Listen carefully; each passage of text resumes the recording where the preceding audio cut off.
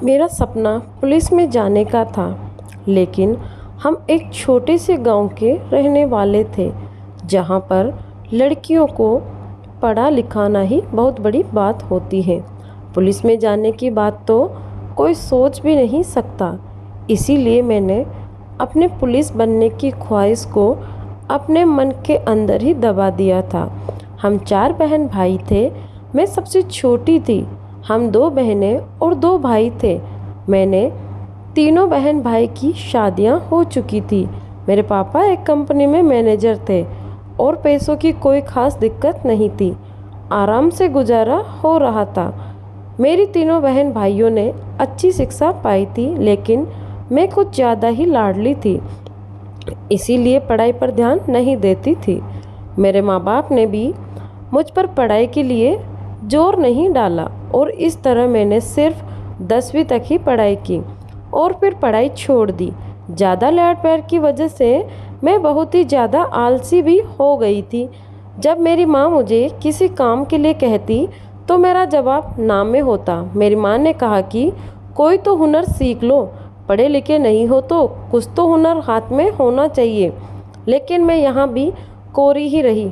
मेरी माँ मुझे कोई काम सिखाती तो मैं 2 मिनट के बाद ही मैं माँ के पास से हट जाती। खाना बनाने में सिर्फ अंडा बनाना, चाय बनाना आती थी या फिर ज़्यादा से ज़्यादा दाल बना लेती। मैंने अपनी माँ के लाड प्यार का यही फल दिया था कि उन्हें खूब सताया। जब मैं 19 साल की हुई तो मेरे माँ बाप को मेरी शादी की फ़िक्र होने लगी।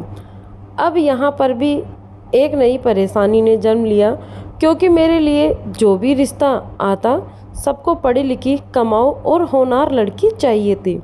यह तीनों लड़की में ना हो तो कम से कम एक गुण तो होना ही चाहिए। लेकिन किस्मत की बात, मेरे अंदर तो एक भी गुण नहीं था।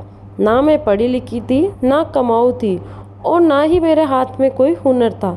मुझे तो खाना बनाना भी नहीं आता था। 1-2 जगह बात बनने ही भी वाली थी, लेकिन जब लड़के वालों ने छानबीन कराई तो मेरे मोहल्ले वालों ने साफ साफ लड़के वालों के कान भर दिए कि लड़की ना तो पढ़ी लिखी है, ना ही घर के कामों में माहिर है। घर के काम काज में भी बहुत ही फूहड़ है। कम पढ़ी लिखी लड़की फिर भी चल जाती, लेकिन फूहड़ लड़की को कौन अपने घर की बहू बनाता। माँ मुझे ज़बरदस्ती किचन में भेजती, लेकिन मैं कुछ ही देर में किचन से वापस चली आती। इतनी बेइज्जती होने के बाद भी मुझे कुछ भी सीखने का कोई शौक़ नहीं था। सारे बहन भाइयों ने एड़ी चोटी का जोर लगा दिया, मगर मेरा कहीं भी रिश्ता तय नहीं हो सका। फिर मेरी माँ ने फ़कीर बाबाओं के दरवाजे खटखटाने शुरू कर दिए कि शायद कहीं मेरे रिश्ते पर कोई ग्रहण तो नहीं लगा है, और हो सकता है इसीलिए मेरा रिश्ता ना हो रहा हो।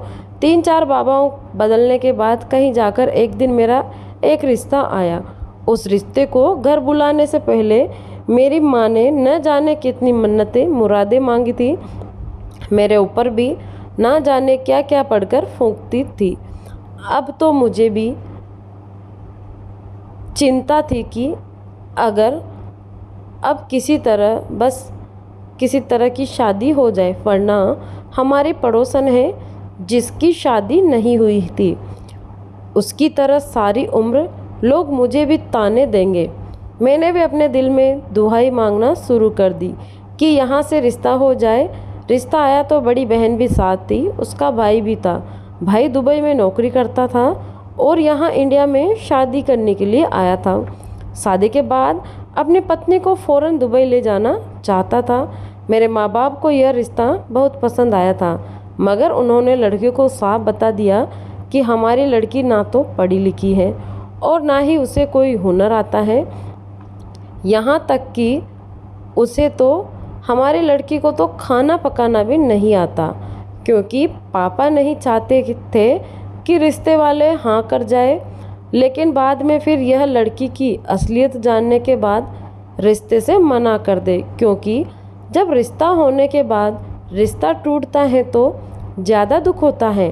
जिस पर लड़के की बहन ने कहा था, हमें सिर्फ लड़की दिखा दो, अगर हमें लड़की पसंद आई तो हम इन सब चीज़ों में कोई मायने नहीं रखते। और हाँ, अगर हमें लड़की पसंद आ गई तो हमारे घर में कुछ भी नहीं करना, और बाकी जो काम लड़की को नहीं आता वह हम धीरे धीरे उसे सिखा देंगे। और वैसे भी यह सब काम करने की लड़की को कोई ज़रूरत नहीं पड़ेगी, क्योंकि वहाँ दुबई में मेरे बहुत सारे नौकर हैं और वही सारा काम करते हैं। और फिर जैसे ही मेरी माँ मुझे रिश्ते वालों के सामने लेकर आई और उन लोगों ने मुझे पहली ही नज़र में पसंद कर लिया। मेरी ननद ने उसी वक्त अपने हाथों से भारी भरकम सोने के कंगन उतारकर मेरी कलाई में पहना दिए और बोली, हमारी तरफ से रिश्ता पक्का है, बस अब जल्दी से लड़की हमारे हवाले कर दे। मेरी माँ तो खुशी से फूली नहीं समा रही थी।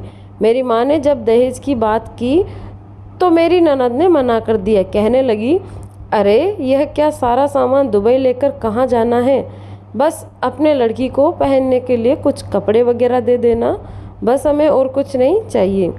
शादी बहुत ही सादगी से करनी है, इसीलिए तैयारियों में टाइम तो लगेगा नहीं। तो मैं चाहती हूँ कि अगले हफ्ते ही दोनों की शादी हो जाए, क्योंकि उसके बाद फिर हमने पूनम के पेपर भी बनवाने पड़ेंगे, क्योंकि मेरा भाई प्रवीण पूनम को अपने साथ ही लेकर दुबई जाना है। और फिर दुबई में जाकर मेरे माँ पापा को तो यकीन ही नहीं हुआ कि इस फूहड़ लड़की की इतनी अच्छी जगह रिश्ता हो सकता है। और हाँ, यकीन कैसे हो, हमारी इस अनपढ़ और फूहड़ बेटी को इतनी अच्छी जगह रिश्ता हो सकता है, वह भी बिना किसी दहेज के।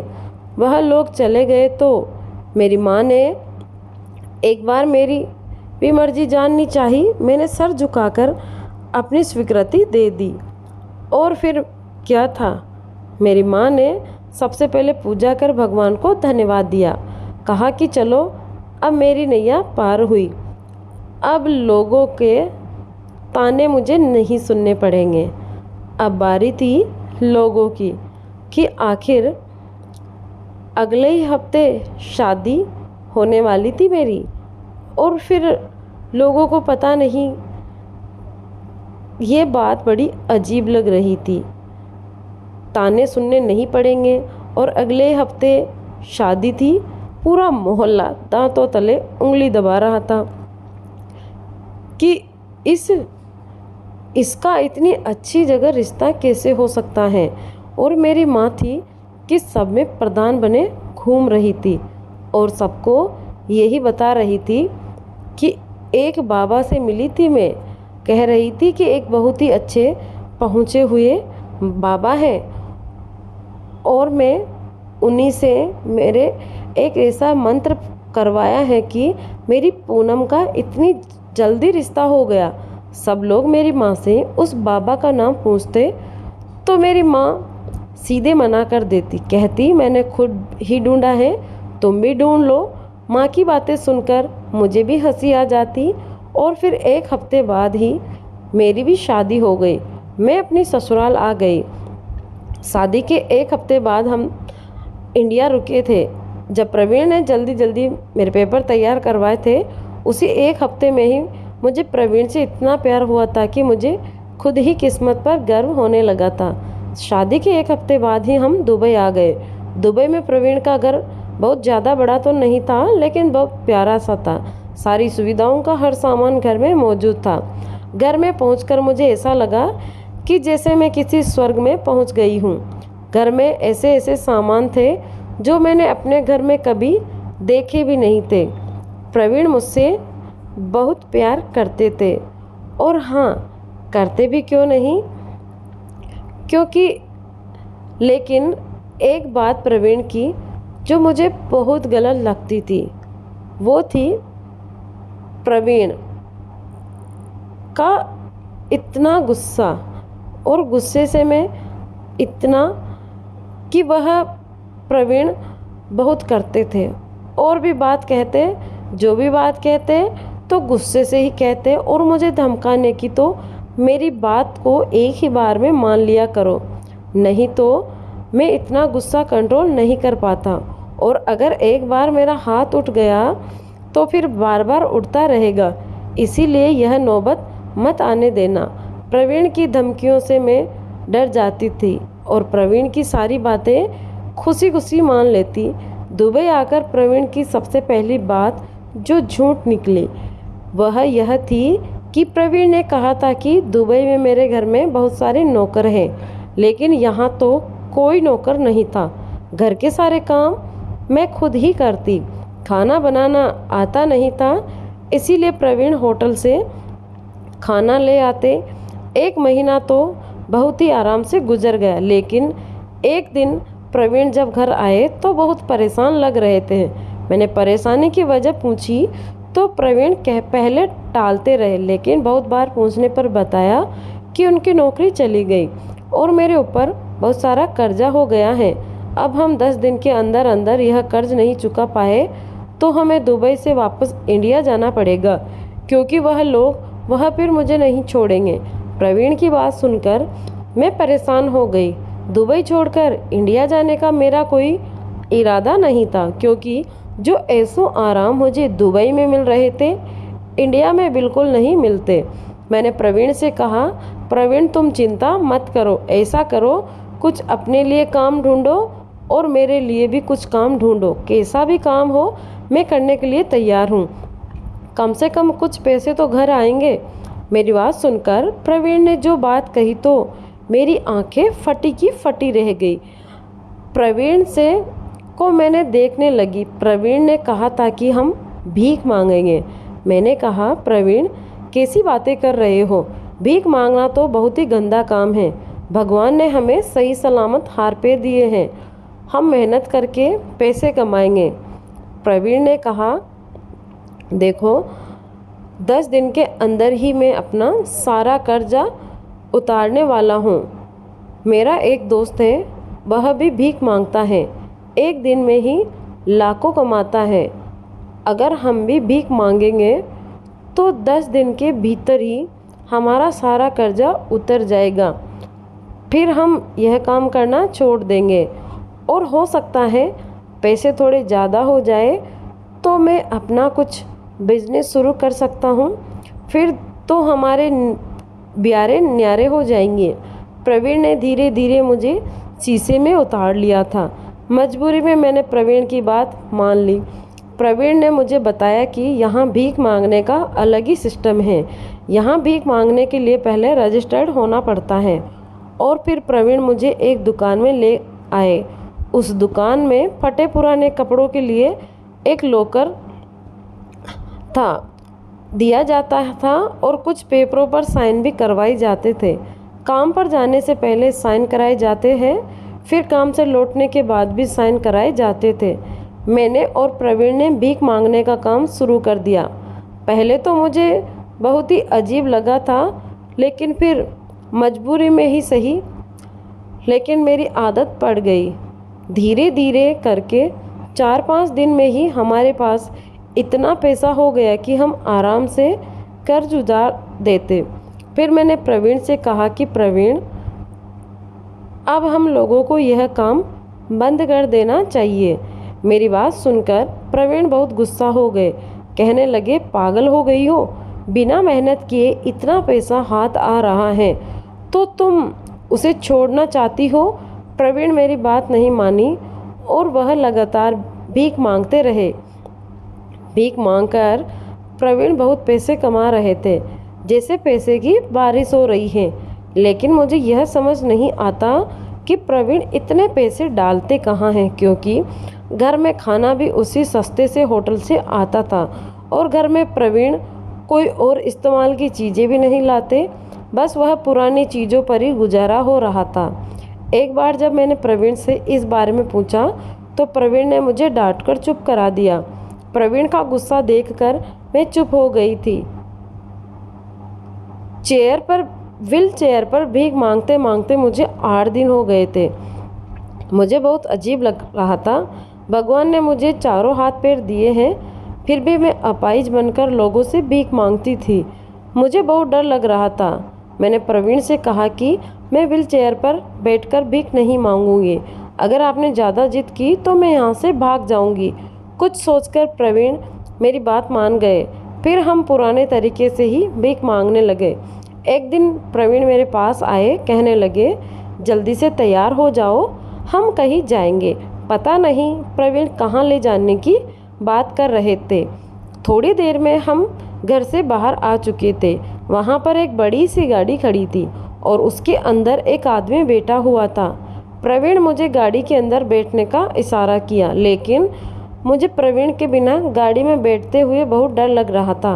मैंने प्रवीण से कहा कि आप भी मेरे साथ बैठे, लेकिन प्रवीण ने मना कर दिया। तो फिर मैंने भी गाड़ी में बैठने से मना कर दिया। प्रवीण ने मुझे समझाया, ये आदमी मेरा दोस्त है, तुम बिल्कुल भी मत घबराओ, मैं बस अभी 2 मिनट में आता हूँ। प्रवीण मुझे ज़बरदस्ती उस गाड़ी में बिठाकर ना जाने कहाँ चले गए। इतनी ही देर में उस आदमी ने गाड़ी स्टार्ट कर दी और मुझे लेकर चल दिया।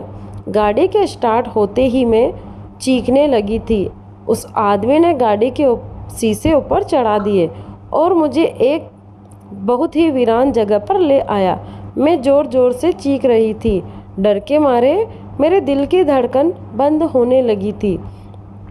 सुनसान जगह पर एक गाड़ी में एक अनजान आदमी के साथ मैं अकेली थी। कुछ भी हो सकता था मेरे साथ। मेरे बहुत चीखने पर उस आदमी ने मुझे शांत करवाया और कहा, बहन चुप हो जाओ, मैंने तो तुम्हारी जान बचाई है, यह क्या कह रहे हो। उस आदमी ने मेरे सामने मोबाइल पर एक वीडियो ऑन कर दिया। वीडियो देखकर तो मुझे ऐसा लगा था जैसे मेरे सिर पर बिजली गिरी हो। वह आदमी सही कह रहा था, उसने सच में मेरी जान बचाई थी। वीडियो में साफ दिखाई दे रहा था कि प्रवीण किसी से नोटों से भरा हुआ बैग ले रहा था और एक बैग वापस दे रहा था। यानी कि प्रवीण गैर कानूनी धंधा करता था, लड़कियों और ड्रग सप्लाई करता था। यानी मुझसे भी भीख मंगवाकर जो पैसे जमा होते हैं उससे गैर कानूनी बिजनेस कर रहा था। साथ ही खुद को भिखारी दिखाकर पुलिस की नज़रों से बचा हुआ था। उस आदमी ने एक और धमाका मेरे सर पर किया।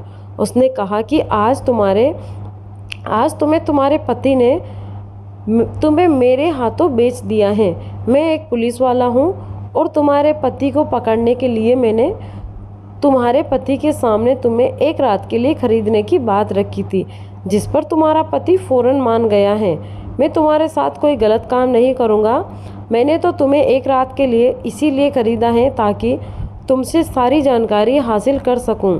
एक तुम ही हो जो प्रवीण को पकड़वाने में पुलिस की मदद कर सकती हो। तुम हमें प्रवीण के अड्डे का पता दो।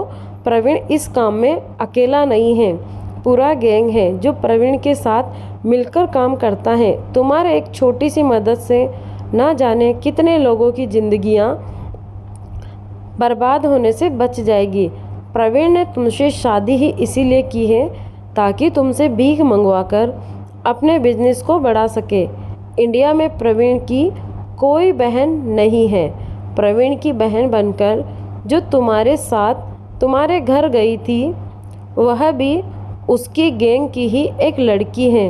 अगर तुमने पुलिस की मदद की तो तुम अपने घर भी जा सकोगी, नहीं तो क्योंकि पुलिस तुम्हारी मदद करेगी। लेकिन अगर तुमने पुलिस की मदद नहीं की तो मुझे मजबूरी में तुम्हें अरेस्ट करना पड़ेगा। उस आदमी की बात सुनकर मेरी आंखों में आंसू भर आए थे।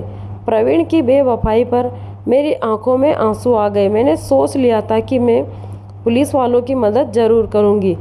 पुलिस में जाना तो मेरा सपना ही था। यह सपना पूरा ना हो सका, लेकिन कम से कम पुलिस वालों की मदद करके मेरे दिल को बहुत तो कुछ सुकून मिलेगा। मैंने पुलिस को उस टूटी फूटी दुकान के बारे में बता दिया कि वहीं पर जाकर प्रवीण एक आदमी से मिलता है और साइन करता है और अपना हुलिया चेंज करता है। पुलिस वालों ने ज़रूर उसके बिजनेस के तार उस दुकान से जुड़े होंगे। और हाँ, अब उस पुलिस वाले ने मुझे प्रवीण के साथ नहीं भेजा और मेरा इंतज़ाम करके मुझे इंडिया वापस भेज दिया। उस दुकान पर छापा मारकर प्रवीण पकड़ा गया था। उसकी पूरी गैंग का पर्दाफाश हो गया था। मैं घर आई तो मैंने अपनी माँ के गले लगकर खूब रोई थी। अपनी गलतियों पर खूब पछताई भी थी कि मैंने आपकी बात ना मानकर ना तो पढ़ाई करी और ना ही घर का कोई काम सीखा, जिसका मुझे यह सिला मिला कि आज मेरी ज़िंदगी बर्बाद हो चुकी है। मेरी हालत देखकर मेरी माँ कहानी सुनकर मेरी माँ ने अपना सिर पीट लिया था। और कुछ ही दिनों बाद प्रवीण की तरफ से मुझे तलाक के पेपर आ गए थे। प्रवीण पुलिस की हिरासत में था और उसे कड़ी से कड़ी सज़ा सुनाई गई थी।